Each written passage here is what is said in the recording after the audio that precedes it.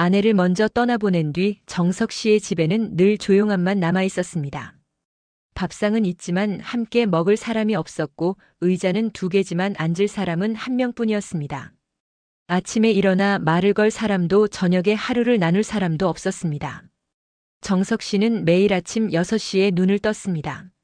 40년 넘게 새벽같이 일어나 출근 준비를 하던 습관이 몸에 배어 있었습니다. 하지만 이제는 출근할 곳도 없었습니다. 5년 전 정년퇴직을 하고 나서부터 아침은 더 이상 바쁘지 않았습니다. 그저 길어졌을 뿐입니다. 침대에서 일어나 거실로 나오면 텅 빈 공간이 그를 맞이했습니다. 예전에는 아내가 벌써 부엌에서 아침 준비를 하고 있었습니다. 된장찌개 끓는 냄새가 집안을 채우고 밥솥에서 김이 모락모락 올라왔습니다. 여보 일어났어요? 세수하고 와요. 그 목소리가 들리던 집이었습니다. 하지만 지금은 아무 소리도 들리지 않았습니다. 냉장고 돌아가는 소리, 시계 초침 소리, 밖에서 들리는 자동차 소리, 그것뿐이었습니다. 정석 씨는 부엌으로 가서 냉장고를 열었습니다. 어제 먹다 남은 밥, 김치, 계란 몇 개, 우유 한 팩. 그게 전부였습니다. 아침은 간단했습니다. 밥을 전자레인지에 데우고 김치를 꺼내고 계란 하나를 삶았습니다. 식탁에 앉아 혼자 먹는 밥은 맛이 없었습니다. 텔레비전을 켜놓아도 소리만 들릴 뿐 내용은 귀에 들어오지 않았습니다. 밥 한 공기를 다 먹는데 10분도 채 걸리지 않았습니다. 설거지를 하고 나면 시계는 겨우 7시를 가리켰습니다. 하루가 이제 막 시작되었는데 벌써 할 일이 없었습니다. 정석 씨는 소파에 앉아 신문을 펼쳤습니다. 정치면 경제면 사회면을 천천히 읽었습니다. 하지만 머릿속에는 아무것도 남지 않았습니다. 그저 시간을 보내기 위해 글자를 따라갈 뿐이었습니다. 10시쯤 되면 산책을 나갔습니다. 집 근처 공원을 한 바퀴 도는데 30분 정도 걸렸습니다. 벤치에 앉아있는 다른 노인들을 보았습니다. 다들 혼자였습니다. 어떤 사람은 신문을 보고 어떤 사람은 그저 멍하니 앞을 바라보고 있었습니다. 정석 씨는 그들과 눈이 마주치면 고개를 살짝 숙여 인사했습니다. 상대방도 고개를 끄덕였습니다. 그게 전부였습니다. 집으로 돌아오면 11시. 점심까지는 아직 1시간이 남았습니다. 텔레비전을 켰습니다. 아침 드라마 재방송이 나왔습니다. 화면 속 사람들은 웃고 떠들고 사랑하고 다투었습니다. 정석 씨는 그 모습을 보며 생각했습니다. 저 사람들은 바쁘구나. 살아있구나. 점심도 간단했습니다. 라면을 끓이거나 어제 먹다 남은 반찬으로 밥을 먹었습니다. 가끔 귀찮을 때는 빵 한 조각에 우유를 마시는 것으로 때웠습니다. 어차피 혼자 먹는 밥이었습니다. 정성스럽게 차려도 맛있는 것도 아니었고 대충 먹어도 배는 찼습니다. 오후 시간이 가장 길었습니다. 점심을 먹고 나면 오후 1시. 저녁까지는 아직 5시간이나 남았습니다. 낮잠을 자려고 누워도 잠이 오지 않았습니다. 밤에 잘 자지 못해서 낮에 졸린 것도 아니었습니다. 그저 할 일이 없어서 누운 것뿐이었습니다. 자식들은 있었지만 현실은 달랐습니다. 큰아들은 서울에서 회사를 다녔습니다.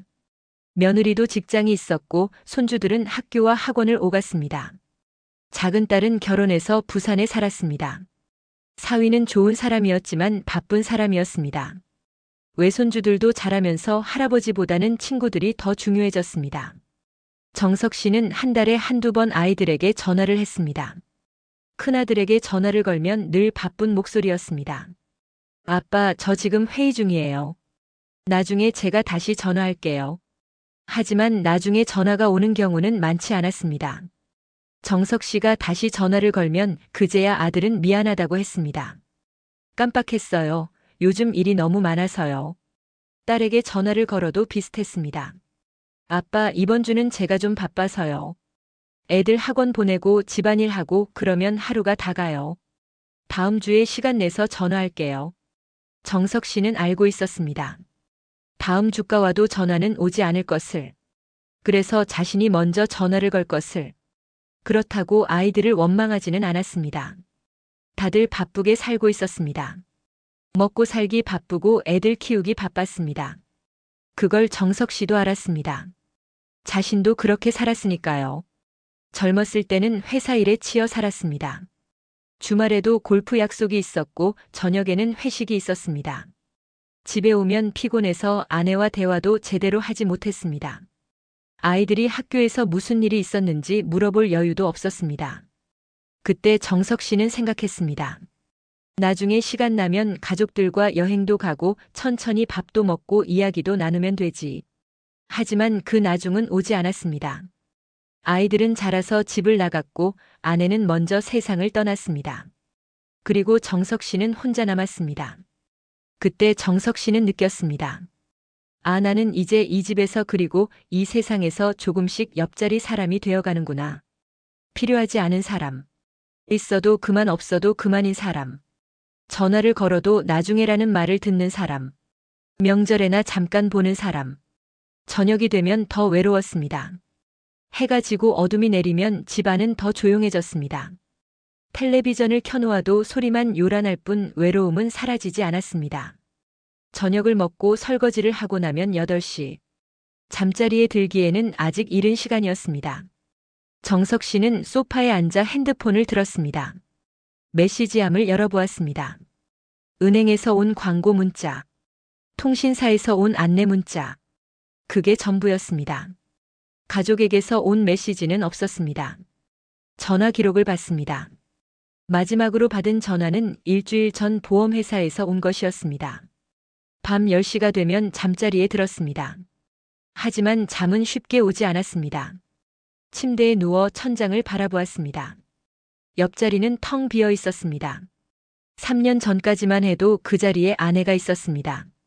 가끔 코를 골았고 가끔 뒤척였고 가끔 손을 뻗어 정석 씨의 등을 토닥였습니다. 그 온기가 그리웠습니다. 아내가 떠나고 나서 정석 씨는 처음으로 알았습니다. 혼자라는 것이 얼마나 고통스러운지. 젊었을 때는 혼자 있는 시간이 좋았습니다. 조용하고 편했습니다. 아무에게도 신경 쓰지 않아도 됐습니다. 하지만 나이가 들어서 혼자가 되니 전혀 달랐습니다. 조용함은 외로움이 되었고 편함은 공허함이 되었습니다. 그렇게 하루가 갔습니다. 그리고 다음 날 아침 6시에 다시 눈을 떴습니다. 어제와 똑같은 하루가 시작되었습니다. 혼자 밥을 먹고 혼자 산책을 하고 혼자 텔레비전을 보고 혼자 잠들었습니다. 내일도 모레도 그 다음 날도 똑같을 것이었습니다. 그러던 어느 날 큰아들이 전화를 했습니다. 아빠 집에만 계시지 말고 밖에 좀 나가보세요. 동네에 노인복지관 있잖아요. 거기 가서 사람들도 만나고 프로그램도 참여하고 그러세요. 정석 씨는 처음에는 내키지 않았습니다. 노인복지관이라니. 자신은 아직 그런 곳에 갈 나이가 아니라고 생각했습니다. 하지만 며칠을 더 혼자 지내고 나니 생각이 바뀌었습니다. 이렇게 집에만 있으면 정말 죽을 것 같았습니다. 아무도 찾지 않고 아무것도 하지 않고 그저 시간만 보내는 살.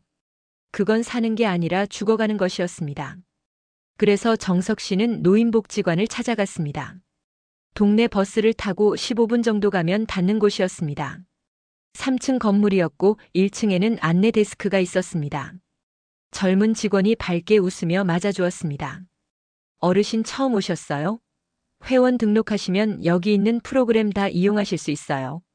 정석 씨는 회원 등록을 했습니다. 그리고 건물을 둘러보았습니다. 2층에는 체육관이 있었습니다.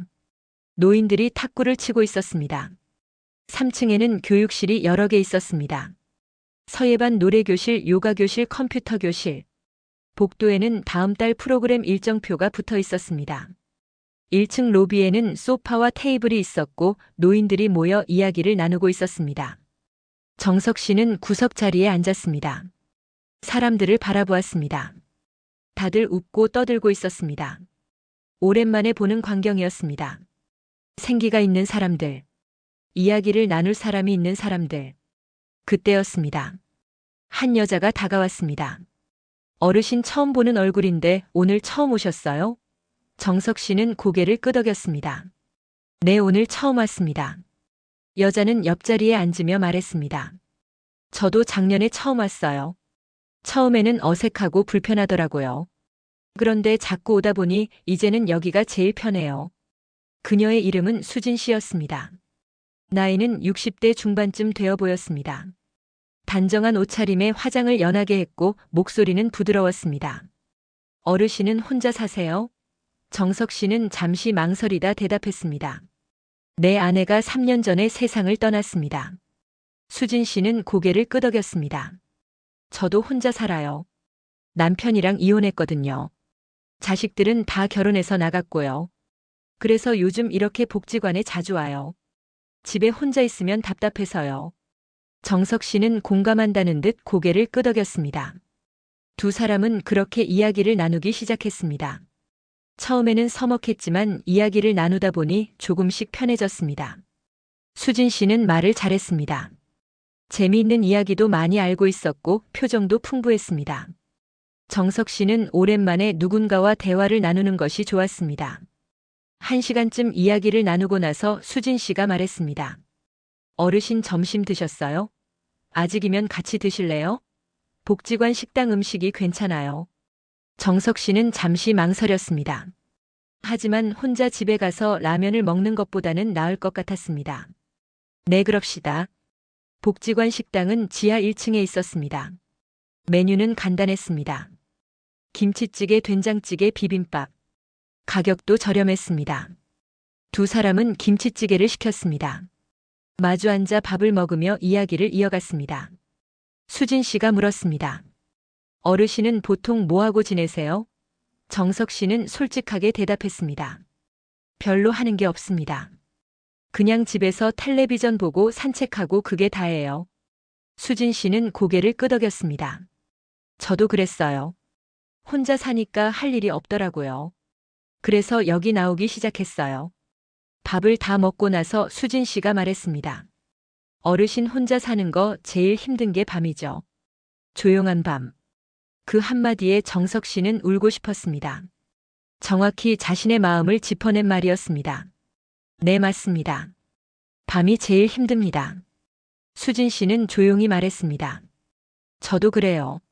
밤만 되면 외로워서 잠을 못 자요. 그래서 요즘은 수면제를 먹어요. 정석 씨는 그녀를 바라보았습니다.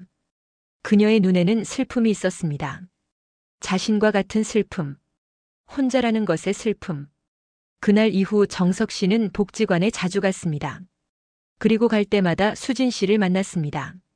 두 사람은 자연스럽게 같이 시간을 보냈습니다. 같이 점심을 먹고 같이 산책을 하고 같이 프로그램에 참여했습니다. 며칠이 지나고 일주일이 지나고 한 달이 지났습니다. 두 사람은 점점 가까워졌습니다. 이야기도 많아졌고 웃음도 많아졌습니다. 정석 씨는 오랜만에 하루하루가 기다려졌습니다. 아침에 눈을 뜨면 오늘 그녀를 만날 생각에 기분이 좋았습니다. 어느 날 수진 씨가 물었습니다. 어르신 내일 시간 있으세요? 제가 아는 맛집이 있는데 같이 가실래요? 정석 씨는 흔쾌히 대답했습니다. 네, 좋습니다. 그렇게 두 사람은 복지관 밖에서도 만나기 시작했습니다. 정석 씨는 변했습니다. 아침에 일어나면 가장 먼저 하는 일이 거울을 보는 것이었습니다. 예전에는 대충 세수만 하고 나왔는데 이제는 면도를 꼼꼼하게 했습니다. 수염이 조금이라도 남아있으면 다시 면도기를 들었습니다. 머리도 매일 감았습니다. 빗으로 머리를 단정하게 빗고 헤어 젤을 발랐습니다. 옷장을 열면 고민이 시작되었습니다. 어떤 옷을 입을까? 이 셔츠가 나을까? 저 셔츠가 나을까? 바지는 검정색이 좋을까? 회색이 좋을까? 예전에는 아무거나 걸쳐 입었는데 이제는 달랐습니다. 옷을 여러 벌 꺼내서 입어보고 거울 앞에서 확인했습니다. 이상하지 않은가? 너무 늙어 보이지 않는가? 색이 어울리는가? 어느 날은 백화점에 가서 새 옷을 샀습니다. 셔츠 2벌과 가디건 하나. 점원이 권했던 향수도 하나 샀습니다. 계산을 하면서 정석 씨는 생각했습니다. 이게 얼마만인가? 마지막으로 옷을 산 게 언제였더라? 아마 몇 년은 된 것 같았습니다. 아내가 살아있을 때는 아내가 사다 줬었습니다. 아내가 떠나고 나서는 옷을 살 일도 없었고 살 이유도 없었습니다. 하지만 지금은 달랐습니다. 새 옷을 입고 거울을 보니 기분이 좋았습니다. 조금은 젊어 보이는 것 같았습니다. 수진 씨를 만날 때 이 옷을 입어야겠다고 생각했습니다. 그녀가 좋아할 것 같았습니다. 핸드폰도 신경 쓰기 시작했습니다. 예전에는 핸드폰을 거의 보지 않았습니다. 전화가 와도 귀찮아서 안 받을 때가 많았습니다. 문자가 와도 나중에 확인했습니다. 하지만 이제는 달랐습니다. 핸드폰을 항상 손에 들고 있었습니다. 수진 씨에게서 연락이 올까봐. 문자가 오면 바로 확인했고 전화가 오면 단 한 번의 벨소리만에 받았습니다. 배경화면도 바꿨습니다. 예전에는 기본 배경화면을 그대로 썼는데 이제는 수진 씨 사진이었습니다. 지난주에 복지관 뒤뜰에서 같이 찍은 사진. 두 사람이 나란히 서서 웃고 있는 사진. 정석 씨는 심심할 때마다 그 사진을 꺼내 보았습니다. 그럴 때마다 입가에 미소가 번졌습니다. 아침에 일어나면 수진 씨에게 문자를 보냈습니다. 좋은 아침입니다. 오늘도 좋은 하루 되세요. 간단한 문장이었지만 정석 씨는 보내기 전에 여러 번 읽어보았습니다. 이상하지 않은가? 너무 무겁지 않은가? 너무 가볍지 않은가? 확인하고 또 확인한 후에야 전송 버튼을 눌렀습니다. 수진 씨에게서 답장이 오면 하루가 달랐습니다. 어르신도 좋은 하루 되세요. 오늘 날씨 좋네요. 그 한 줄의 문자가 정석 씨의 기분을 바꿔놓았습니다. 아침 식사가 맛있었고 산책이 즐거웠고 모든 게 좋았습니다. 두 사람은 점점 더 자주 만났습니다. 처음에는 일주일에 한두 번 복지관에서 만났지만 이제는 거의 매일 만났습니다. 복지관뿐만 아니라 밖에서도 만났습니다. 카페에서 커피를 마시고 공원을 산책하고 맛집을 찾아다녔습니다. 어느 날은 영화를 보러 갔습니다. 정석 씨가 마지막으로 영화관에 간 게 언제였는지 기억도 나지 않았습니다. 아마 10년도 더 된 것 같았습니다. 영화관은 예전과 많이 달라져 있었습니다. 좌석도 편해졌고 화면도 커졌습니다. 하지만 정석 씨는 영화 내용이 잘 들어오지 않았습니다. 옆자리에 수진 씨가 앉아 있다는 사실만 의식되었습니다. 영화가 시작되고 조명이 꺼졌습니다. 어둠 속에서 정석 씨는 수진 씨의 숨소리를 들을 수 있었습니다. 그녀의 향수 냄새가 은은하게 풍겼습니다. 영화 중간에 수진 씨가 팝콘을 건넸습니다. 드세요. 정석 씨는 손을 뻗었고 그 순간 두 사람의 손이 스쳤습니다. 짧은 순간이었지만 정석 씨의 심장은 빠르게 뛰었습니다. 영화가 끝나고 나올 때 수진 씨가 말했습니다. 재미있었어요. 정석 씨는 솔직히 영화 내용을 거의 기억하지 못했지만 고개를 끄덕였습니다. 네, 좋았습니다. 하지만 정말로 좋았던 건 영화가 아니라 그녀와 함께한 시간이었습니다. 그날 저녁 수진 씨가 물었습니다. 어르신, 저희 집에서 저녁 드실래요? 제가 음식 좀 만들어 놨거든요. 정석 씨는 잠시 망설였습니다. 여자 혼자 사는 집에 가는 게 괜찮을까? 하지만 수진 씨의 눈빛을 보니 거절할 수 없었습니다. 네, 그럽시다. 수진 씨의 집은 아파트 15층이었습니다. 깨끗하게 정리되어 있었고 인테리어도 세련되었습니다. 거실에는 꽃병이 놓여 있었고 주방은 밝았습니다. 정석 씨의 집보다 훨씬 따뜻한 느낌이었습니다. 수진 씨가 말했습니다. 편하게 앉으세요. 금방 차려올게요. 정석 씨는 소파에 앉아 주위를 둘러보았습니다. 벽에는 사진이 몇 장 걸려 있었습니다. 젊었을 때 수진 씨의 사진, 아이들과 찍은 사진, 가족 사진, 행복해 보이는 사진들이었습니다. 곧 수진 씨가 음식을 가져왔습니다. 된장찌개, 두부조림, 시금치나물, 김치. 간단한 반찬들이었지만 정성스럽게 차려져 있었습니다. 정석 씨는 오랜만에 이런 밥상을 봤습니다. 혼자 먹는 밥상이 아니라 누군가 자신을 위해 차려준 밥상. 밥을 먹으며 정석 씨는 눈시울이 뜨거워졌습니다. 된장찌개 맛이 아내가 끓여주던 맛과 비슷했습니다. 아니, 어쩌면 더 맛있었는지도 모릅니다. 단순히 맛의 문제가 아니었습니다.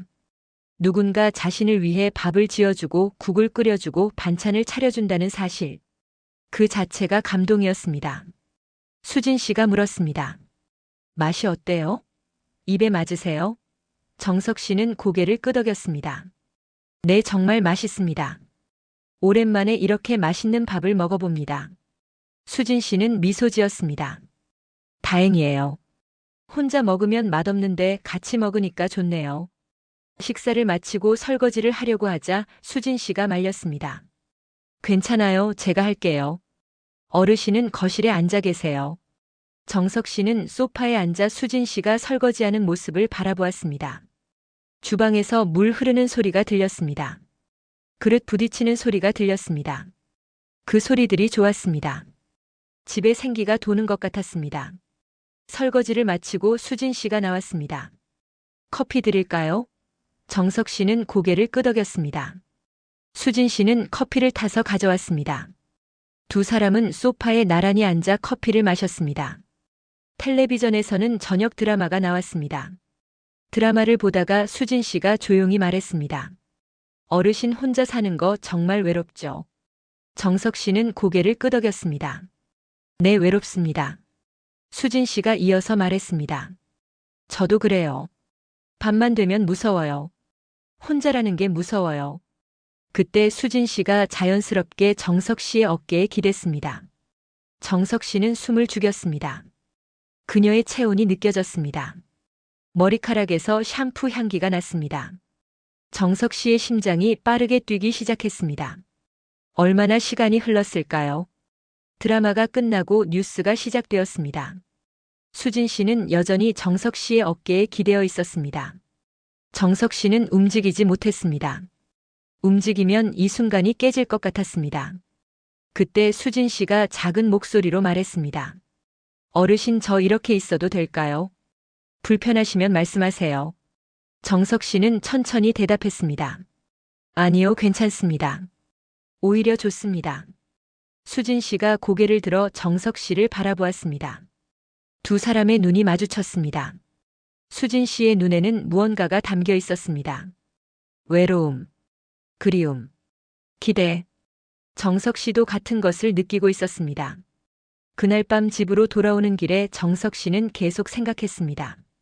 늙어서도 다시 이렇게 가슴이 뛰는 날이 있을 줄은 몰랐어. 자신은 이미 사랑 같은 건 다 끝난 줄 알았습니다. 72살이라는 나이에 무슨 사랑이 있겠습니까? 하지만 지금 자신의 가슴은 분명히 뛰고 있었습니다. 그날 이후 두 사람의 관계는 더 깊어졌습니다. 매일 만났고 매일 연락했습니다. 아침에 일어나면 제일 먼저 수진 씨에게 문자를 보냈고 밤에 자기 전 마지막으로 하는 일도 수진 씨에게 문자를 보내는 것이었습니다. 정석 씨의 삶은 완전히 달라졌습니다. 더 이상 혼자 남겨진 노인이 아니었습니다. 다시 한번 사랑하는 남자였습니다. 사랑받는 남자였습니다. 필요한 사람이었습니다. 하지만 그런 행복한 날들 속에서 작은 변화가 시작되었습니다. 처음에는 알아차리지 못할 정도로 작은 변화였습니다. 어느 날 수진 씨가 우울한 표정으로 앉아 있었습니다. 정석 씨가 물었습니다. 무슨 일 있으세요? 수진 씨는 한참을 망설이다 말했습니다. 아니에요, 괜찮아요. 하지만 얼굴에는 걱정이 가득했습니다. 정석 씨가 다시 물었습니다. 저한테는 말씀하셔도 됩니다. 무슨 일인지. 수진 씨는 잠시 머뭇거리다 조용히 말했습니다. 사실 요즘 걱정이 하나 있어요. 말씀드리기가 좀 그런데. 정석 씨는 수진 씨의 손을 잡았습니다. 말씀해 보세요. 제가 도울 수 있는 일이면 돕겠습니다. 수진 씨는 눈물을 글썽이며 말했습니다. 나 사실 빚이 있어요. 전 남편이 남기고 간 빚. 정석 씨는 놀랐습니다. 빚이요. 수진 씨는 고개를 끄덕였습니다. 이혼할 때 빚이 있는 줄 몰랐어요. 나중에 알고 보니 남편이 사업하다가 빚을 많이 졌더라고요. 그게 제 명의로도 되어 있어서 제가 갚아야 해요. 얼마나 되는데요? 정석 씨가 물었습니다. 수진 씨는 작은 목소리로 대답했습니다. 한 5천만 원 정도요. 매달 이자만 100만 원 넘게 나가요. 제 연금으로는 감당이 안 돼요. 정석 씨는 말문이 막혔습니다. 5천만 원. 작은 돈이 아니었습니다. 수진 씨가 계속 말했습니다. 그거 못 갚으면 집에서 쫓겨나요. 이 집도 담보로 잡혀 있어서요. 지금 독촉 전화가 계속 와요. 정석 씨는 수진 씨를 바라보았습니다. 그녀의 눈에는 진짜 두려움이 있었습니다. 절망이 있었습니다. 정석 씨는 가슴이 아팠습니다. 이렇게 좋은 사람이 왜 이런 고통을 겪어야 하는가? 수진 씨가 울기 시작했습니다. 죄송해요. 이런 얘기 하려고 한 건 아닌데. 어르신한테 짐이 되고 싶지 않았어요. 그냥 혼자 해결하려고 했는데 너무 힘들어서. 정석 씨는 수진 씨를 안아주었습니다. 괜찮아요. 울지 마세요. 그날 밤 집에 돌아와서 정석 씨는 한참을 고민했습니다. 5천만 원. 자신에게도 큰 돈이었습니다. 평생 모은 돈이 얼마 없었습니다. 퇴직금과 연금으로 살고 있었습니다. 저축은 좀 있었지만 그것도 만약의 경우를 대비한 것이었습니다. 하지만 수진 씨의 울던 모습이 자꾸 떠올랐습니다. 그 눈물, 그 떨림, 그 두려움. 정석 씨는 생각했습니다. 이 나이에 만난 사람인데, 이렇게 외로운 인생에 찾아온 사람인데, 돈이 문제인가? 며칠을 고민한 끝에 정석 씨는 결심했습니다. 수진 씨를 만나 조용히 말했습니다. 제가 도울게요. 그 빚 제가 갚아드릴게요. 수진 씨는 눈이 커졌습니다. 뭐라고요? 그러시면 안 돼요. 너무 큰 돈이에요. 정석 씨는 고개를 저었습니다. 괜찮아요. 저도 여유가 좀 있어요. 수진 씨가 이렇게 힘들어하는데 제가 어떻게 가만히 있겠어요? 수진 씨는 울기 시작했습니다. 고마워요. 정말 고마워요. 어떻게 갚아야 할지. 정석 씨는 수진 씨를 안아주었습니다. 갚을 생각하지 마세요. 우리 이제 그런 사이 아니잖아요. 수진 씨는 정석 씨의 가슴에 얼굴을 묻었습니다. 고마워요, 정말. 어르신이 아니었으면 저 어떻게 됐을지 몰라요. 그날 이후 조금씩 변화가 있었습니다. 처음에는 눈치채지 못할 정도로 작은 변화였습니다. 대화의 주제가 조금씩 달라졌습니다. 예전에는 취미 이야기, 추억 이야기, 일상 이야기를 했는데 이제는 다른 이야기가 나오기 시작했습니다. 어느 날 수진 씨가 말했습니다. 어르신 혹시 통장 관리는 어떻게 하세요? 정석 씨는 별 생각 없이 대답했습니다. 그냥 은행에 맡겨놨어요. 수진 씨가 말했습니다. 요즘은 금리가 좋은 상품이 많던데 한번 알아보시는 게 어때요? 저도 같이 알아봐 드릴게요. 또 어느 날은 보험 이야기가 나왔습니다. 어르신 보험은 들어두셨어요. 만약의 경우를 대비해서 보험은 꼭 필요해요. 정석 씨는 그렇구나 하며 들었습니다. 수진 씨가 걱정해 주는 것 같아서 고마웠습니다. 그러다 어느 날 수진 씨가 말했습니다. 어르신 우리 앞으로 어떻게 할 거예요? 정석 씨는 무슨 뜻인지 몰라 되물었습니다. 무슨 말씀이세요? 수진 씨가 조심스럽게 말했습니다. 우리 이렇게 계속 만나는데 그냥 이대로만 있을 건가요? 정석 씨는 순간 당황했습니다. 수진 씨가 이어서 말했습니다. 저는 어르신이 좋아요. 정말 좋아요. 어르신은 어떠세요? 정석 씨는 솔직하게 대답했습니다. 저도 좋습니다. 정말 좋아요. 수진 씨가 미소 지었습니다. 그럼 우리 좀 더 진지하게 생각해 보는 게 어때요? 미래에 대해서. 정석 씨는 고개를 끄덕였습니다. 그렇게 하죠. 하지만 그때는 몰랐습니다. 그 미래라는 단어 뒤에 무엇이 숨어 있는지. 며칠 후 수진 씨가 다시 말을 꺼냈습니다. 어르신 저희 재산 정리 같은 거 한번 해봐야 하지 않을까요? 나중을 위해서. 정석 씨는 의아했습니다. 재산 정리요. 수진 씨가 설명했습니다. 우리 나이가 이제 적지 않잖아요. 만약의 경우를 대비해서 정리를 해두는 게 좋아요. 서로를 위해서. 정석 씨는 고개를 끄덕였습니다. 그렇긴 하네요. 수진 씨가 말했습니다. 그리고 우리 결국 하나잖아요. 가족인데 돈도 같이여야 하지 않나요? 따로따로 관리하면 나중에 복잡해져요. 정석 씨는 잠시 망설였습니다. 하지만 수진 씨의 말이 틀린 것 같지는 않았습니다. 우리가 진짜 가족이 될 거면 그렇게 하는 게 맞는 건가? 그때부터 보이지 않는 균열이 조금씩 생기기 시작했습니다. 정석 씨는 며칠 밤을 잠 못 이루며 고민했습니다. 수진 씨와의 관계를 어떻게 해야 할까? 이대로 계속 만나기만 할 것인가? 아니면 좀 더 확실한 관계로 발전시킬 것인가? 72살의 나이에 다시 결혼을 생각한다는 게 우스울 수도 있었습니다. 하지만 수진 씨와 함께 있으면 행복했습니다. 외롭지 않았습니다. 살아있다는 느낌이 들었습니다. 어느 날 아침 정석 씨는 결심했습니다. 수진 씨를 만나 조용히 말했습니다. 저와 결혼해 주시겠습니까? 수진 씨는 눈물을 글썽이며 고개를 끄덕였습니다. 네, 좋아요. 정말 좋아요. 두 사람은 손을 맞잡았습니다. 오랜만에 느끼는 설렘이었습니다. 새로운 시작이었습니다. 하지만 문제가 있었습니다. 자식들이었습니다. 정석 씨는 자식들에게 이 사실을 말해야 했습니다. 쉬운 일이 아니었습니다. 아내가 돌아가신 지 겨우 3년. 자식들은 아직 어머니를 그리워하고 있었습니다. 그런 상황에서 아버지가 재혼한다고 하면 어떻게 받아들일까? 며칠을 고민하다가 정석 씨는 큰아들에게 전화를 했습니다. 이번 주말에 너희 집에 좀 가도 되겠니? 할 얘기가 있어서. 큰아들은 의아해했습니다. 무슨 일이세요, 아빠? 심각한 건 아니고 그냥 얘기 좀 하고 싶구나. 주말이 되었습니다. 정석 씨는 큰아들 집으로 갔습니다. 며느리가 밥을 차려주었고 손주들도 나와서 인사했습니다. 할아버지 오셨어요.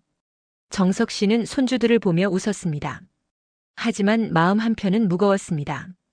식사를 마치고 거실에 앉았습니다. 큰아들이 물었습니다. 그래서 무슨 얘기 하시려고요? 정석 씨는 한참을 망설이다 입을 열었습니다. 아빠가 요즘 복지관에 다니는 건 알지? 큰아들이 고개를 끄덕였습니다. 네, 좋은 일이에요. 밖에 나가서 사람들도 만나고. 정석 씨가 이어서 말했습니다. 거기서 한 분을 만났다. 좋은 분이야. 큰아들의 표정이 조금 굳어졌습니다. 혹시 여자분이세요? 정석 씨는 고개를 끄덕였습니다. 그래, 여자분이야. 나이는 나보다 좀 어리고 혼자 사시는 분이야. 큰아들은 아무 말이 없었습니다. 정석 씨가 계속 말했습니다. 그분과 나 다시 결혼하려고 한다. 그 순간 거실에 침묵이 흘렀습니다. 며느리도 놀란 표정이었고 큰아들은 얼굴이 굳어 있었습니다. 한참 후에 큰아들이 조심스럽게 말했습니다. 아빠, 너무 빠른 거 아니에요? 엄마 돌아가신 지 이제 겨우 3년밖에 안 됐잖아요. 정석 씨는 예상했던 반응이었습니다. 3년이 짧다고 생각할 수도 있지. 하지만 아빠한테는 3년이 너무 길었어. 큰아들이 말했습니다. 그래도 아빠, 우리가 아직 그분을 잘 모르는데 어떤 분인지 무슨 일 하셨는지 가족은 어떤지 아무것도 모르잖아요. 정석 씨는 대답했습니다. 좋은 분이야. 착하고 따뜻한 분이고. 며느리가 끼어들었습니다. 아버님, 죄송하지만 저희가 한번 만나봐도 될까요? 그분을. 저희도 아버님이 걱정돼서 그러는 거예요. 정석 씨는 고개를 끄덕였습니다. 그래, 만나보자. 만나보면 알 거야, 얼마나 좋은 분인지. 하지만 큰아들의 표정은 여전히 어두웠습니다. 아빠, 근데 왜 이렇게 급하게 하시려는 거예요? 조금 더 시간을 두고 생각해 보시면 안 돼요. 정석 씨는 답답했습니다. 얼마나 더 기다려야 하는데. 아빠는 이제 72살이야. 남은 시간이 많지 않아. 그때 큰아들이 말했습니다. 그리고 솔직히 말씀드리면 아빠 재산 문제도 있잖아요. 만약 재혼하시면 그분도 상속권이 생기는 거고. 정석 씨는 얼굴이 굳었습니다. 너희가 걱정하는 게 그거냐? 돈이냐? 큰아들이 황급히 말했습니다. 아니에요, 아빠. 그런 뜻이 아니라. 정석 씨는 손을 저었습니다. 알았어, 알았어. 너희 걱정하는 거 다 알아. 하지만 아빠 결정은 이미 했어. 그날 집으로 돌아오는 길에 정석 씨는 씁쓸했습니다. 자식들이 자신을 걱정하는 건 이해했습니다. 하지만 동시에 서운했습니다. 왜 자신의 행복을 먼저 생각해주지 못하는 걸까? 왜 의심부터 하는 걸까? 며칠 후 작은 딸에게서 전화가 왔습니다. 아빠, 오빠한테 들었어요. 재혼하신다고요. 정석 씨는 한숨을 쉬었습니다. 그래, 내 오빠가 얘기했구나. 작은 딸의 목소리에도 걱정이 묻어났습니다. 아빠, 진짜 괜찮으신 거예요? 사기 같은 거 아니에요. 정석 씨는 화가 났습니다. 너희는 왜 다들 그렇게 생각하니? 아빠가 그렇게 판단력이 없어 보이니? 작은 딸이 당황하며 말했습니다. 아니에요, 아빠. 그런 게 아니라 요즘 황혼 사기가 많다고 하잖아요. 뉴스에서도 많이 나오고. 정석 씨는 목소리를 높였습니다. 그분은 그런 사람이 아니야. 나는 확신해. 작은 딸이 조심스럽게 말했습니다. 그래도 아빠 저희가 한번 만나보면 안 될까요? 제가 부산에서 올라갈게요. 정석 씨는 지쳤습니다. 알았어, 만나자. 하지만 너희가 뭐라고 해도 내 결정은 안 바뀔 거야. 다음 주말 자식들과 수진 씨가 만났습니다. 식당을 예약했고 모두 모였습니다. 큰아들 부부와 작은딸 그리고 수진 씨. 분위기는 어색했습니다. 수진 씨는 정중하게 인사했습니다. 처음 뵙겠습니다. 아버님께 많은 신세를 지고 있습니다. 큰아들이 말했습니다. 안녕하세요. 아버지 잘 부탁드립니다. 하지만 목소리는 딱딱했습니다. 작은 딸도 인사했습니다. 반갑습니다. 하지만 눈빛에는 경계심이 있었습니다. 식사를 하며 큰아들이 질문하기 시작했습니다. 혹시 자녀분들은 어떻게 되시나요? 수진 씨가 대답했습니다. 아들 하나, 딸 하나 있어요. 둘 다 결혼해서 잘 살고 있어요. 그분들은 뭐라고 하시나요? 어머니 재혼에 대해서. 수진 씨는 잠시 머뭇거렸습니다. 아직 자세히 말씀은 안 드렸어요. 작은 딸이 물었습니다. 전에는 무슨 일 하셨어요? 수진 씨가 대답했습니다. 옷가게를 했었어요. 지금은 그만뒀지만요. 그럼 재산은 어느 정도 되시나요? 그 질문에 정석 씨가 끼어들었습니다. 야, 그런 질문을 어떻게 해? 큰아들이 말했습니다. 아빠, 저희가 알아야 하는 거 아니에요. 중요한 문제잖아요. 정석 씨는 화가 났습니다. 중요한 건 사랑이지 돈이 아니야. 큰아들이 반박했습니다. 아빠도 현실을 보셔야죠.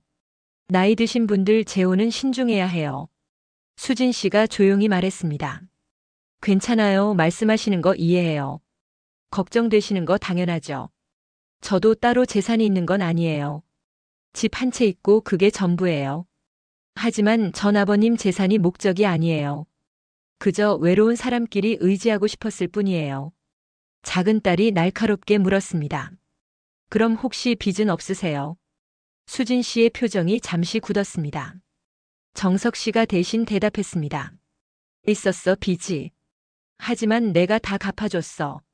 자식들의 얼굴이 굳어졌습니다. 큰아들이 목소리를 높였습니다. 뭐라고요? 아빠가 빚을 갚아줬다고요? 얼마나요? 정석 씨는 작은 목소리로 대답했습니다. 5천만 원. 순간 테이블에 침묵이 흘렀습니다. 작은 딸이 소리쳤습니다. 아빠 미쳤어요. 5천만 원을 어떻게 그냥 줘요? 정석 씨가 말했습니다.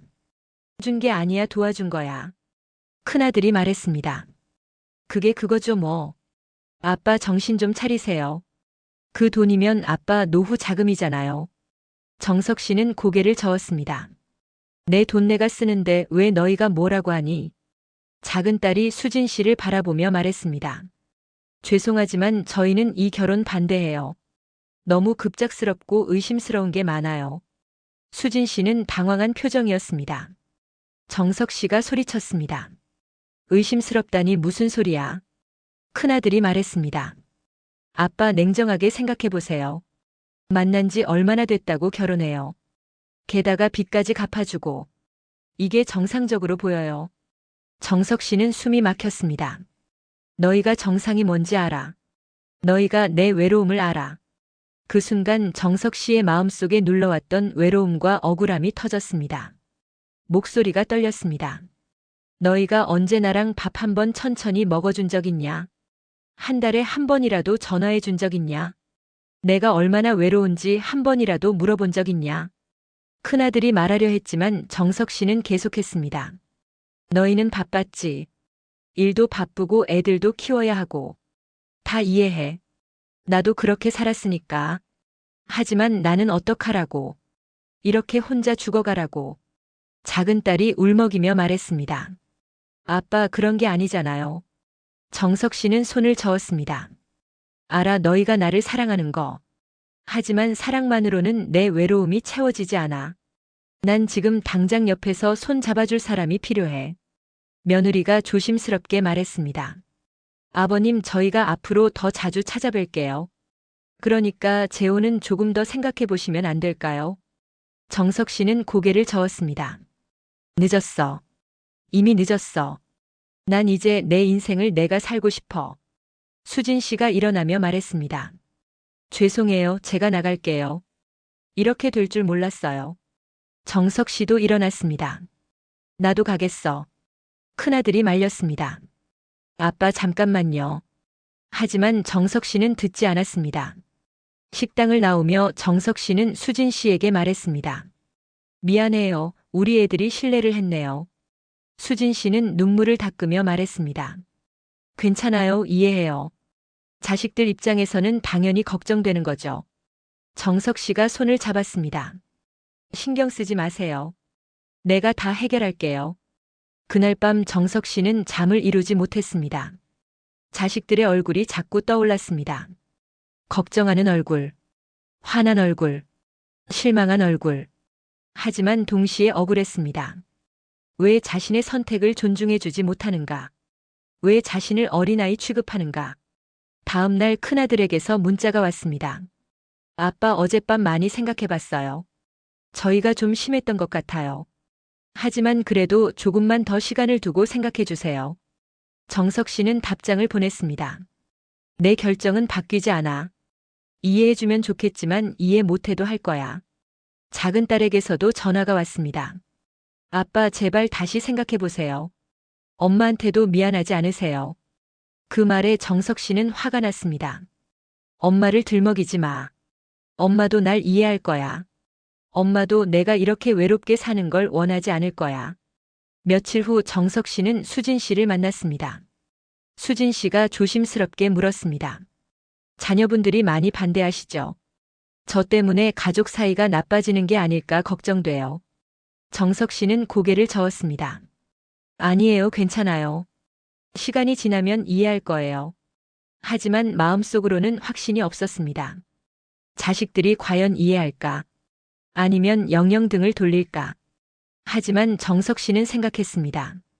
이번 한 번만은 나를 위해 살고 싶다. 평생을 가족을 위해 살았다.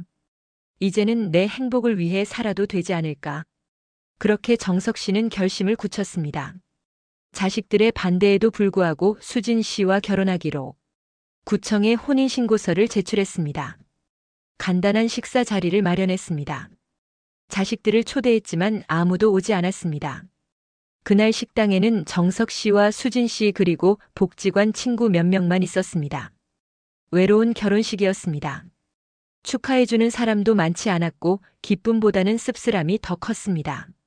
하지만 정석 씨는 수진 씨의 손을 꼭 잡았습니다. 우리 행복하게 살아요. 수진 씨는 미소 지으며 고개를 끄덕였습니다. 결혼 후 수진 씨는 정석 씨의 집으로 이사를 왔습니다. 집에 여자의 손길이 닿기 시작했습니다. 커튼이 새 것으로 바뀌었고 꽃병이 놓였고 방향제가 곳곳에 있었습니다. 정석 씨는 좋았습니다. 집에 생기가 돌았습니다. 하지만 자식들과의 관계는 점점 멀어졌습니다. 전화도 뜸해졌고 만남도 없었습니다. 명절이 다가왔지만 자식들은 오지 않겠다고 했습니다.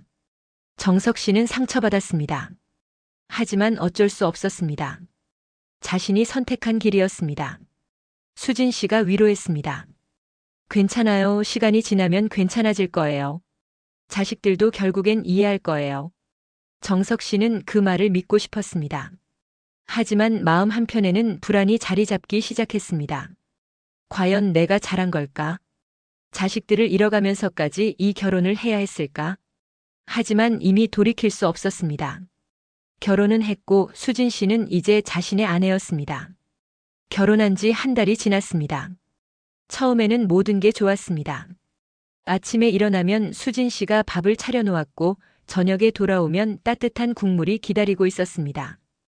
혼자가 아니라는 사실이 좋았습니다. 말을 걸 사람이 있다는 것이 좋았습니다. 하지만 조금씩 변화가 시작되었습니다. 처음에는 눈치채지 못할 정도로 작은 변화였습니다. 어느 날 수진 씨가 말했습니다. 여보, 통장 정리 좀 해야 할 것 같아요. 지금 이것저것 흩어져 있어서 관리가 안 되잖아요. 정석 씨는 별 생각 없이 대답했습니다. 그래요, 당신이 알아서 해요. 수진 씨는 정석 씨의 통장들을 모았습니다. 은행마다 흩어져 있던 계좌들을 하나로 합쳤습니다. 이게 관리하기 편해요. 그리고 조심스럽게 말했습니다. 그리고 여보, 우리 부부니까 공동 명의로 하는 게 어때요? 만약의 경우를 대비해서요. 정석 씨는 잠시 망설였습니다. 공동 명의요. 수진 씨가 설명했습니다. 우리 나이가 이제 많잖아요. 만약 무슨 일이 생기면 복잡해져요. 공동 명의로 해두면 서로 편해요. 정석 씨는 고개를 끄덕였습니다. 그렇긴 하네요. 하지만 마음 한편에는 작은 불안이 스쳤습니다. 며칠 후 수진 씨가 서류를 들고 왔습니다. 여보, 여기 사인 좀 해주세요. 은행 서류예요. 정석 씨는 서류를 보았습니다. 복잡한 금융 용어들이 가득했습니다. 이게 뭐예요? 수진 씨가 설명했습니다. 공동명에 전환하는 거예요. 그냥 사인만 하시면 돼요. 정석 씨는 펜을 들었습니다. 하지만 손이 떨렸습니다. 왜인지 모르게 불안했습니다. 수진 씨가 재촉했습니다. 왜요? 뭐가 문제예요? 우리 부부잖아요. 의심하는 거예요. 정석 씨는 고개를 저었습니다. 아니에요. 그런 게 아니라. 그리고 사인을 했습니다. 그날 이후 조금씩 더 많은 것들이 바뀌기 시작했습니다. 적금 만기가 되자 수진 씨가 말했습니다. 이거 제 명의로 다시 들어두는 게 어때요? 세금 문제도 있고요. 정석 씨는 잘 모르는 분야였습니다. 당신이 알아서 하세요. 보험도 새로 들었습니다. 수진 씨가 보험 설계사를 데려왔습니다. 여보, 이 보험 좋대요. 우리 나이에 딱 맞는 보험이래요. 수혜자는 배우자로 하는 게 맞죠? 정석 씨는 고개를 끄덕였습니다. 그렇게 하세요. 보험 서류에 사인을 했습니다. 집 명의도 문제가 되었습니다. 어느 날 수진 씨가 말했습니다. 여보, 집도 공동 명의로 바꾸는 게 어때요? 지금은 여보 명의만 되어 있잖아요. 정석 씨는 놀랐습니다. 집까지요. 수진 씨가 설명했습니다. 우리 부부니까요. 그리고 상속세 문제도 있어요. 공동 명의로 해두면 나중에 세금이 적게 나온대요. 정석 씨는 고민했습니다. 집은 자신이 평생 일해서 산 집이었습니다.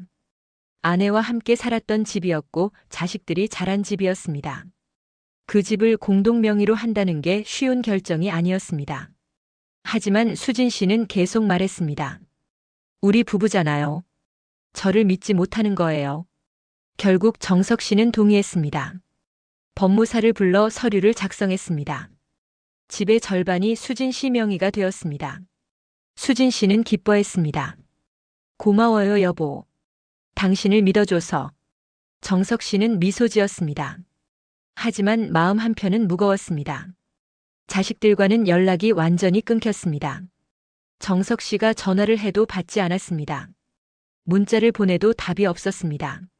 명절이 되었지만 자식들은 오지 않았습니다. 정석 씨와 수진 씨 둘이서만 명절을 보냈습니다. 쓸쓸한 명절이었습니다. 정석 씨는 외로웠습니다. 아이러니했습니다. 결혼을 해서 외로움을 달래려고 했는데 오히려 더 외로워진 것 같았습니다. 자식들을 잃었고 친구들도 멀어졌습니다. 복지관에도 가지 않게 되었습니다. 수진 씨가 싫어했기 때문입니다. 거기 가면 쓸데없는 소문만 나요. 결혼한 지 3개월이 지났습니다. 통장 적금 집 지분 일부. 조금씩 조용히 수진 씨의 이름이 들어가 있었습니다. 정석 씨는 때때로 불안했습니다. 하지만 수진 씨는 말했습니다. 우린 부부잖아요. 가족끼리 의심하는 거 아니에요. 그 말에 정석 씨는 고개를 끄덕였습니다. 그래, 우리는 가족이지. 어느 날 수진 씨가 급하게 말했습니다. 여보, 미안한데 돈 좀 빌려줄 수 있어요? 급한 일이 생겨서요. 정석 씨가 물었습니다. 무슨 일인데요? 수진 씨가 설명했습니다. 제 동생이 사업 자금이 필요하대요. 잠깐만 빌려주면 바로 갚는데요. 얼마나 필요한데요? 수진 씨는 조심스럽게 말했습니다. 2천만 원이요. 정석 씨는 놀랐습니다. 2천만 원이요. 그건 큰 돈인데. 수진 씨가 애원했습니다. 제발요, 여보. 제 동생인데. 도와줘야죠. 정석 씨는 망설였습니다. 하지만 결국 돈을 내주었습니다. 한 달 후 또 돈이 필요하다고 했습니다. 이번에는 1,000만 원. 수진 씨의 친구가 급하게 필요하다고 했습니다.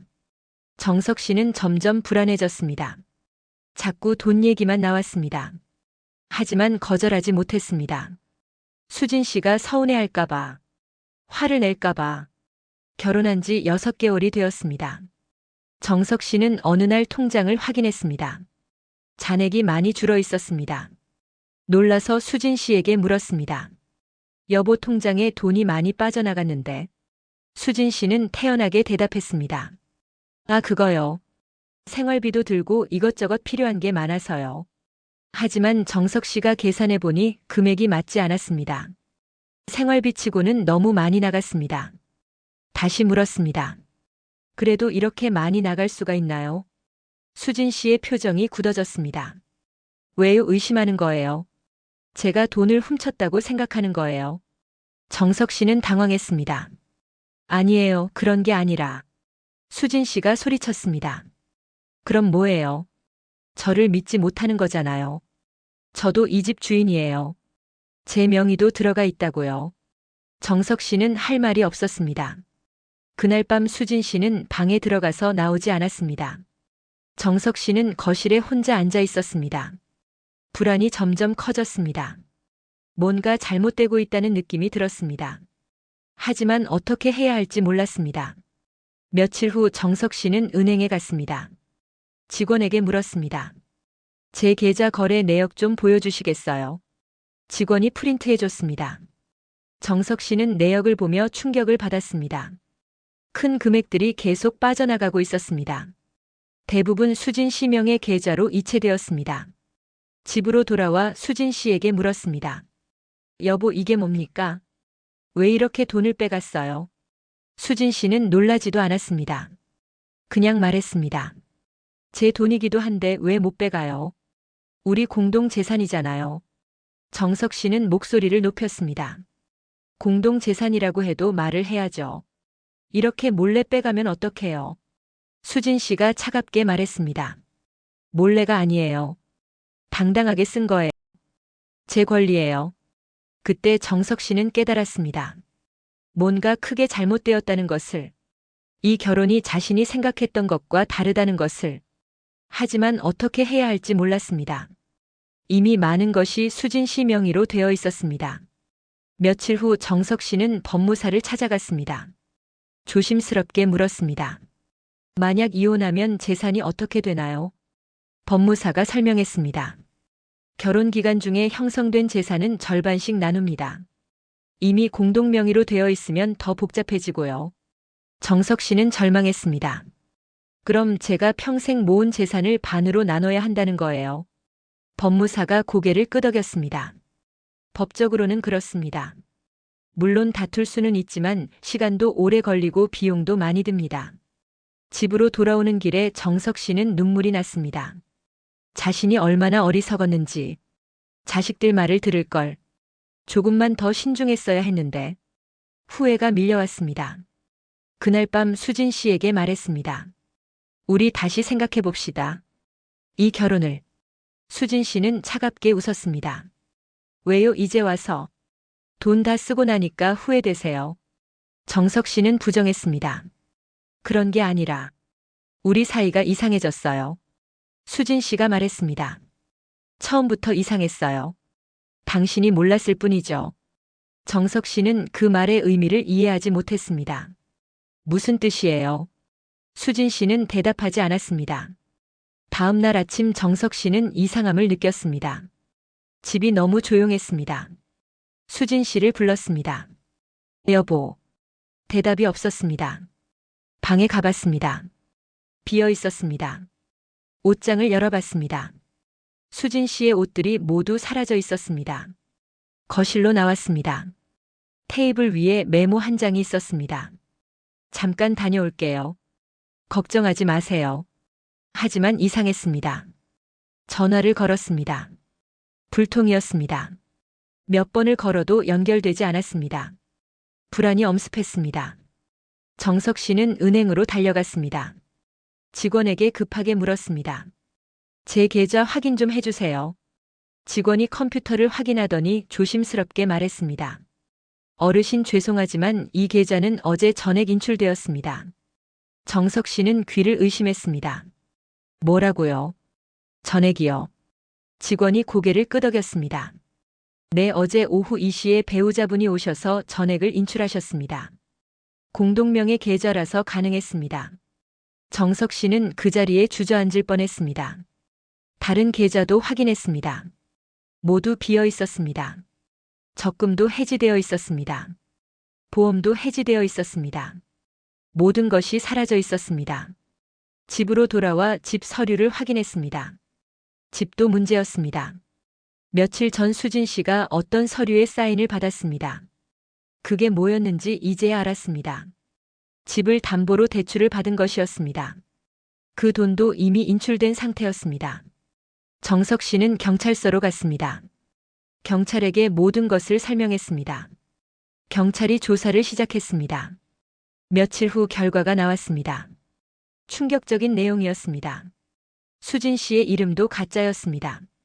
나이도 거짓이었습니다. 실제 나이는 50대 초반이었습니다. 과거도 모두 꾸며낸 것이었습니다. 자식들도 없었고 이혼한 것도 거짓이었습니다. 경찰이 말했습니다. 이 여자는 전문적인 황혼 로맨스 사기꾼입니다. 이미 여러 건의 전과가 있어요. 피해자가 한둘이 아닙니다. 정석 씨는 온몸에 힘이 빠졌습니다. 경찰이 계속 설명했습니다. 수법이 아주 치밀합니다. 노인복지관이나 등산 모임 같은 곳에서 표적을 찾아요. 외로운 노인들을 골라서 접근하죠. 친절하게 대하고 사랑을 주는 척하면서 신뢰를 쌓습니다. 그리고 빈이야기를 꺼내죠. 동정심을 유발하는 거예요. 정석 씨는 모든 것이 계획된 것이었음을 깨달았습니다. 처음 만났을 때 그 우연, 외로움을 이해한다던 그 말, 따뜻하게 대해주던 모든 순간, 손을 잡아주던 것, 어깨에 기대던 것, 사랑한다고 말하던 것, 모두 거짓이었습니다. 경찰이 말했습니다. 지금 이 여자를 찾고 있습니다. 하지만 쉽지 않을 겁니다. 이미 다른 지역으로 갔을 가능성이 큽니다. 돈을 찾는 것도 어려울 것 같습니다. 이미 다 쓰거나 숨겨놨을 거예요. 정석 씨는 집으로 돌아왔습니다. 텅 빈 집이었습니다. 통장도 비었고 마음도 비었습니다. 소파에 앉아 멍하니 앞을 바라보았습니다. 모든 것이 믿어지지 않았습니다. 그녀의 온기도 미소도 손길도 모두 계산된 거짓이었습니다. 자신을 사랑한다던 그 말도 거짓이었습니다. 평생을 함께하자던 약속도 거짓이었습니다. 모든 것이 돈을 빼내기 위한 연기였습니다. 정석 씨는 그 자리에 주저앉았습니다. 울고 싶었지만 눈물도 나오지 않았습니다. 그저 텅 빈 느낌만 있었습니다. 자신이 얼마나 어리석었는지, 얼마나 쉽게 속았는지, 자식들 말을 들을 걸, 조금만 더 조심할 걸, 후회가 밀려왔습니다. 하지만 이미 늦었습니다. 돌이킬 수 없었습니다. 평생 모은 돈은 사라졌고 집은 빚에 묶였고 자식들과의 관계는 무너졌습니다. 72살의 나이에 모든 것을 잃었습니다. 그리고 다시 혼자가 되었습니다. 이번에는 이전보다 더 혼자였습니다. 돈도 없고 자식도 없고 신뢰도 없었습니다. 정석 씨는 생각했습니다. 한 번만 딱 한 번만 사랑받고 싶었을 뿐인데, 외로움을 달래고 싶었을 뿐인데, 왜 이렇게 되었을까? 왜 이런 대가를 치러야 하는 걸까? 하지만 대답은 없었습니다. 그저 조용한 집만 남아 있었습니다. 정석 씨는 며칠 동안 집 밖으로 나가지 못했습니다. 침대에 누워 천장만 바라보았습니다. 밥도 먹지 않았고 물도 마시지 않았습니다. 핸드폰도 꺼놓았습니다. 아무것도 하고 싶지 않았습니다. 그저 이 세상이 사라지기를 바랐습니다. 머릿속에서는 계속 같은 생각이 맴돌았습니다. 어떻게 이럴 수 있을까? 어떻게 사람이 이렇게 잔인할 수 있을까? 그 따뜻했던 손길, 그 부드러웠던 목소리, 그 다정했던 눈빛, 모두 거짓이었다니 믿을 수가 없었습니다. 정석 씨는 자신이 바보였다고 생각했습니다. 자식들이 경고했는데 듣지 않았습니다. 주위 사람들이 조심하라고 했는데 무시했습니다. 사랑에 눈이 멀어 모든 신호를 놓쳤습니다. 이제 와서 후회해도 소용없었습니다. 일주일이 지났습니다. 냉장고는 텅 비었고 집은 어질러졌습니다. 정석 씨는 거울을 보았습니다. 수염이 덥수룩하게 자라 있었고 머리는 헝클어져 있었습니다.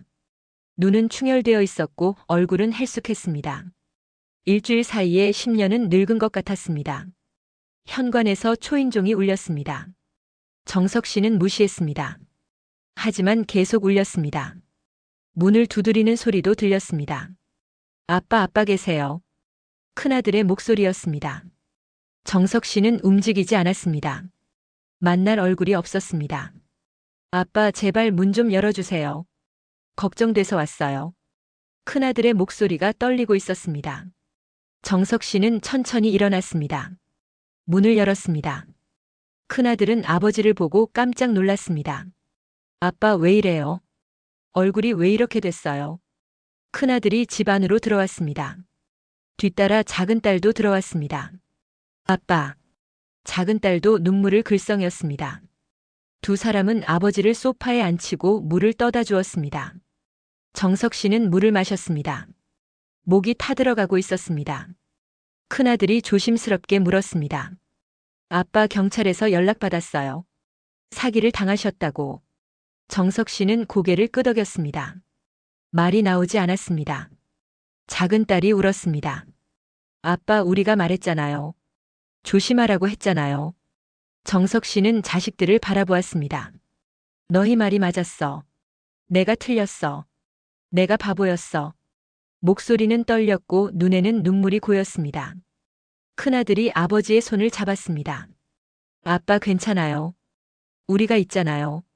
하지만 정석 씨는 고개를 저었습니다. 괜찮지 않아. 아무것도 괜찮지 않아. 돈도 다 날렸고 집도 담보로 잡혔어. 이제 나한테 남은 게 뭐가 있니? 작은 딸이 말했습니다. 우리가 있잖아요, 아빠. 가족이 있잖아요. 정석 씨는 웃었습니다. 쓴 웃음이었습니다. 내가 너희한테 무슨 자격이 있니? 너희 말을 안 듣고 고집부렸는데. 큰아들이 말했습니다.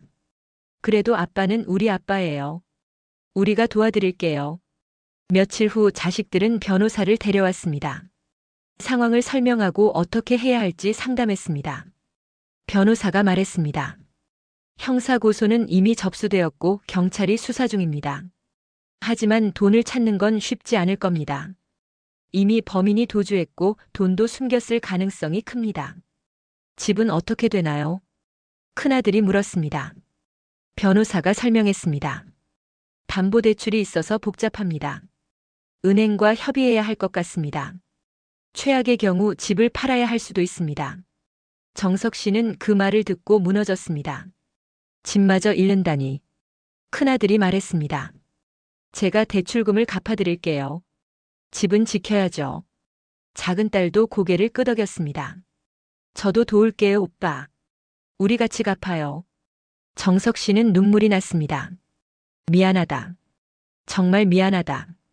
너희한테 이런 짐을 지게 해서. 큰아들이 아버지를 안았습니다. 괜찮아요, 아빠. 우리가 가족이잖아요. 작은 딸도 아버지를 안았습니다. 세 사람은 그렇게 한참을 울었습니다. 정석 씨는 자식들의 품에서 무너져 내렸습니다. 그날 밤 정석 씨는 자식들에게 모든 것을 털어놓았습니다. 얼마나 외로웠는지, 얼마나 사랑받고 싶었는지, 수진 씨를 만났을 때 얼마나 행복했는지, 그리고 모든 것을 잃었을 때 얼마나 절망했는지, 한 번만 딱 한 번만 사랑받아 보고 싶었을 뿐인데, 정석 씨는 떨리는 목소리로 말했습니다. 외로워서 그랬던 거야. 혼자라는 게 너무 무서워서. 그 말 앞에서 자식들은 아무 말도 할 수 없었습니다. 작은 딸이 조용히 말했습니다. 아빠가 바보라서가 아니라 외로워서 그랬던 거예요. 누구나 사랑받고 싶잖아요.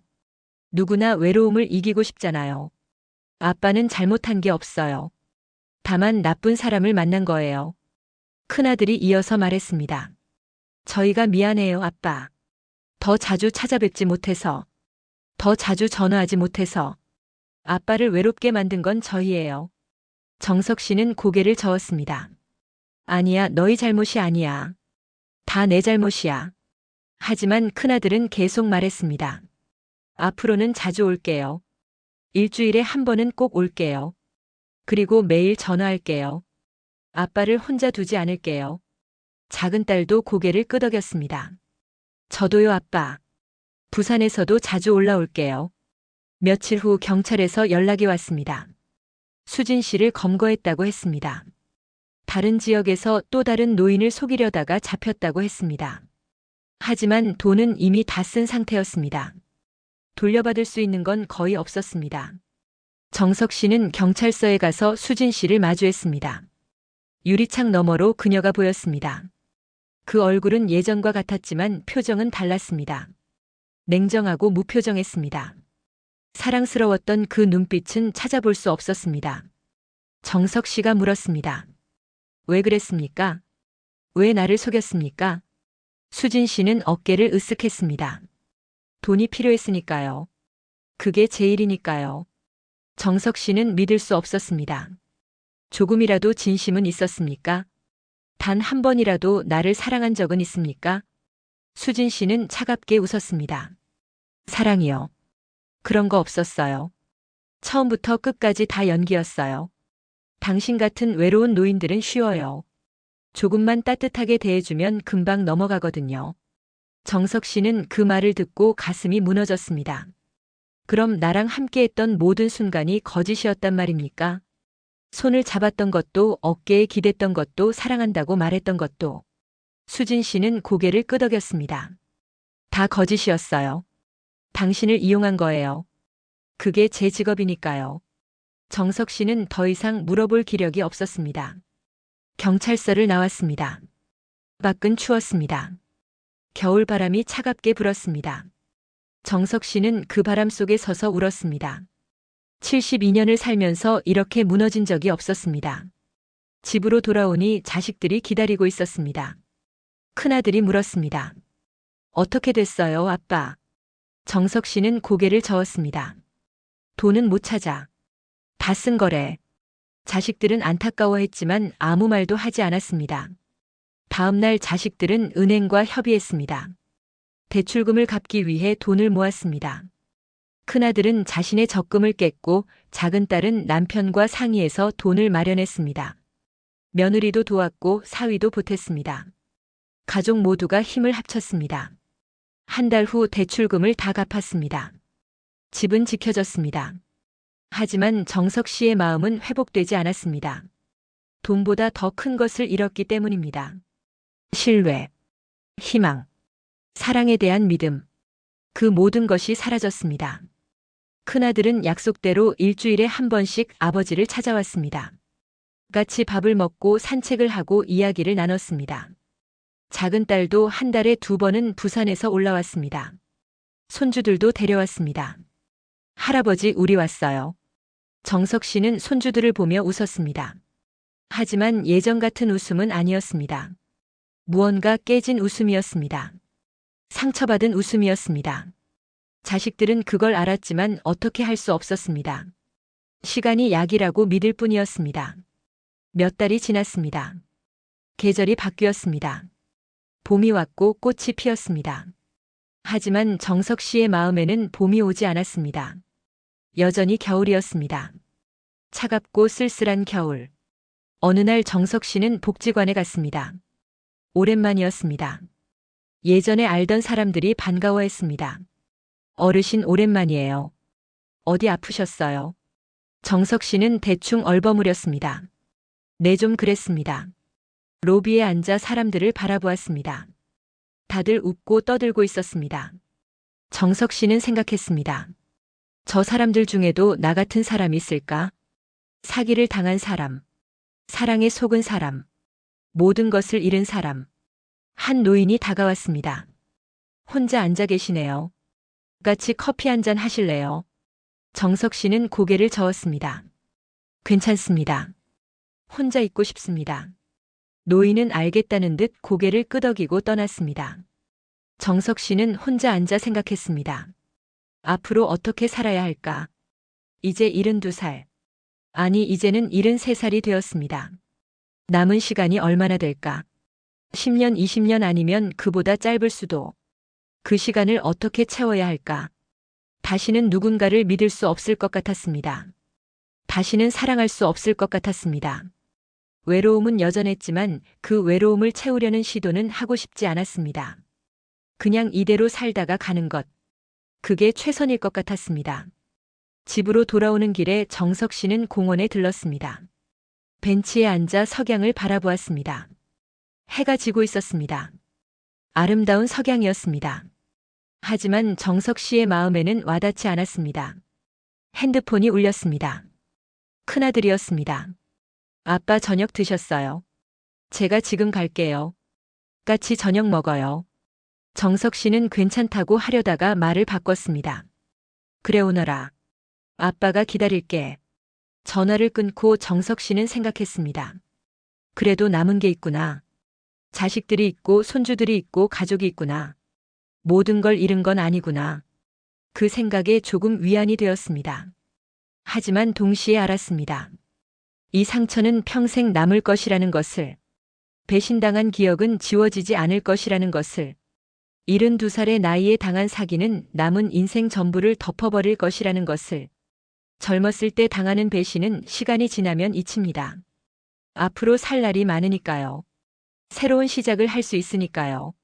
하지만 인생의 마지막을 향해 가는 나이에 당하는 배신은 다릅니다. 남은 생 전부를 덮어버립니다. 회복할 시간이 없습니다. 정석 씨는 일어났습니다. 집으로 걸어갔습니다. 아들이 곧 올 것입니다. 같이 저녁을 먹을 것입니다. 그리고 내일도 모레도 계속 살아갈 것입니다. 비록 상처받고 무너진 모습이지만, 비록 예전 같지 않지만, 집에 도착했습니다. 불을 켰습니다. 텅 빈 집이었지만 곧 아들이 올 것입니다. 정석 씨는 테이블을 닫고 컵을 준비했습니다. 작은 일상이었지만 그게 지금 할 수 있는 전부였습니다. 현관에서 초인종이 울렸습니다. 아들이었습니다. 아빠 저 왔어요. 정석 씨는 문을 열었습니다. 아들은 음식을 들고 있었습니다. 제육볶음 사왔어요. 아빠 좋아하시는 거. 정석 씨는 고마웠습니다. 두 사람은 마주 앉아 밥을 먹었습니다. 아들이 이런저런 이야기를 했습니다. 회사 이야기, 손주 이야기, 일상 이야기. 정석 씨는 듣고 있었습니다. 대답도 했습니다. 예전보다 말이 적었지만 그래도 대화를 이어갔습니다. 밥을 다 먹고 아들이 물었습니다. 아빠 요즘 어때요? 괜찮으세요? 정석 씨는 잠시 생각했습니다. 그리고 솔직하게 대답했습니다. 괜찮지 않아. 하지만 살아가고 있어. 그게 지금은 최선이야. 아들이 아버지의 손을 잡았습니다. 시간이 지나면 나아질 거예요. 저희가 옆에 있잖아요. 정석 씨는 고개를 끄덕였습니다. 알아. 고맙다. 정말 고맙다. 두 사람은 한참을 그렇게 앉아 있었습니다. 아들이 돌아가고 정석 씨는 다시 혼자가 되었습니다. 하지만 이번 외로움은 조금 달랐습니다. 완전히 혼자는 아니었습니다. 누군가 자신을 걱정하는 사람이 있었습니다. 내일 전화할 사람이 있었습니다. 다음 주 만날 사람이 있었습니다. 정석 씨는 침대에 누웠습니다. 천장을 바라보았습니다. 여전히 고통스러웠습니다. 여전히 후회스러웠습니다. 하지만 조금은 견딜만 했습니다. 이 고통을 안고 살아갈 수 있을 것 같았습니다. 노년에도 사랑은 필요합니다. 외로움도 마음도 다 같은 사람입니다. 하지만 그 사랑이 상처가 되지 않기를, 그 외로움이 약점이 되지 않기를. 정석 씨는 그렇게 기도했습니다. 이 이야기는 한 사람의 이야기가 아닙니다. 지금 이 순간에도 어딘가에서 일어나고 있을지 모르는 이야기입니다. 외로운 노인들을 노리는 사기꾼들, 사랑을 빌미로 돈을 빼앗는 사람들, 그들은 여전히 활동하고 있습니다. 정석 씨는 눈을 감았습니다. 내일이 왔습니다. 또 하루를 살아가야 합니다. 비록 무너진 모습이지만, 비록 상처투성이지만, 그래도 살아가야 합니다. 그게 남은 자의 의무니까요. 그게 인생이니까요.